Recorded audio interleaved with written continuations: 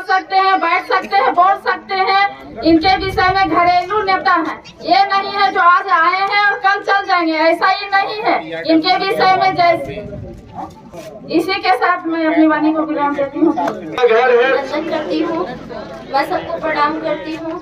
मेरा आपसे निवेदन है कि आप हमारे गांव में आए हैं तो महिलाओं को विकास के बारे में सोचें, हमारे गांव के विकास के बारे में सोचें। और हम साक्षरता कर्मी भी रह चुके हैं, निस्वार्थ भाव से हम लोग काम किए हैं। लास्ट में फिर हम लोगों को 15 साल से निकाल दिया गया है और फिर कोई भी किसी भी कार्यक्रम में हम लोग को जोड़ा नहीं जा रहा है।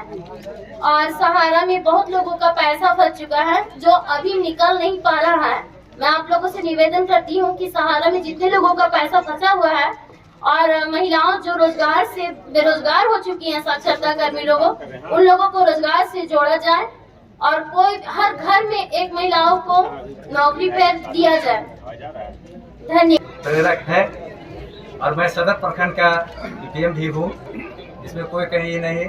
लेकिन सरकार की योजना के तहत हम लोग को बाहर किया गया है और मेरा अपने सांसद जनप्रतिनिधि से निवेदन होगा कि इस बात को वो अपने स्तर पर रखेंगे। और अब इसी के साथ क्या हम गलत बोले भैया? तो 10 साल से उनका कार्यकाल को आप अच्छे से देख रहे हैं और इनका देखिए कि भाई इनका क्षेत्र नहीं था, फिर भी इनके पिताजी जो हमको जानकारी हुआ दारू प्रखंड अलग कराया हुआ उन्हीं का देन है। टेकलाल बाबू का ही देन है, स्वर्गीय टेकलाल बाबू का, जो दारू प्रखंड आप लोग को दिलाए। तो ऐसा व्यक्ति का चयन होना चाहिए जो आपके सुख दुख में खड़ा रहता है, आपका काम को करता है, आपका कुछ मैंने सारा लोग को अपना क्षेत्र मान के करते हैं। तो बस यही आप लोग से हम विनती करना चाहेंगे। हम तो पहले भी हमेशा जो भी कार्यक्रम होता है बुलाता है लोग, तो हम आते ही हैं। जेपी भैया को भी आप लोग उससे घर के आदमी समझ के सुख दुख में हर जगह खड़ा रहने वाला आदमी है, इनको वोट दीजिए। और अबर का चुनाव में कोई धर्म के नाम पे नहीं जाना है, सिर्फ और सिर्फ विकास को देख के वोट देना है कि जो आदमी हमारा काम करेगा, जो हमारे सुख दुख में खड़ा रहेगा, हम उसको वोट देंगे। बहुत बहुत धन्यवाद। विधानसभा में के चुनाव में विधायक चुनने का और इस देश के चुनाव में लोकसभा में संसद चुनने का, लेकिन आज सबसे बड़ी चीज है कि वर्तमान में जो देश के हालात हैं, जो इस लोकतंत्र को खत्म करने का एक षड्यंत्र, एक साजिश चल रहा है, मैं तो कह सकता हूं।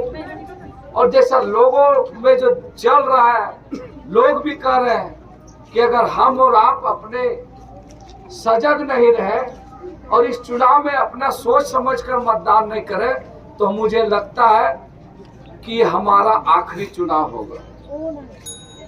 और जब आखिरी चुनाव होगा तो आप समझ सकते हैं देश किस दौर से गुजरेगा। आज छोटी छोटी समस्याएं हो, हम मुखिया के पास जाते हैं, प्रमुख के पास जाते हैं, जिला परिषद के पास जाते हैं, पंचायत समिति सदस्य के पास जाते हैं, और बड़ी समस्या हो तो हम सांसद विधायक के पास जाते हैं। जब यह लोकतंत्र में चुनाव ही नहीं होगा, जनप्रतिनिधि ही नहीं चुने जाएंगे, तो आप समझ सकते हैं कि हमारी समस्या का निराकरण कौन कर लेगा। कहीं ना कहीं आज हम सबों को इस बात पर जोर देना है, जो संविधान खत्म करने की बात हो रही है, डॉक्टर भीमराव अंबेडकर जैसे लोगों ने कितने वर्षों लगा,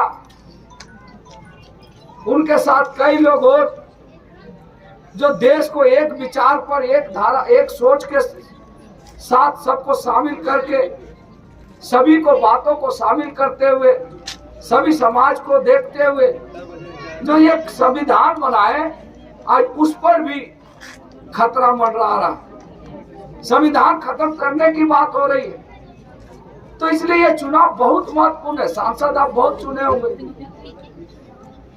ये पहला चुनाव तो है नहीं हजारीबाग वासियों के लिए। इसलिए आपको इस चीज को देखना है कि वर्तमान में जो परिस्थिति,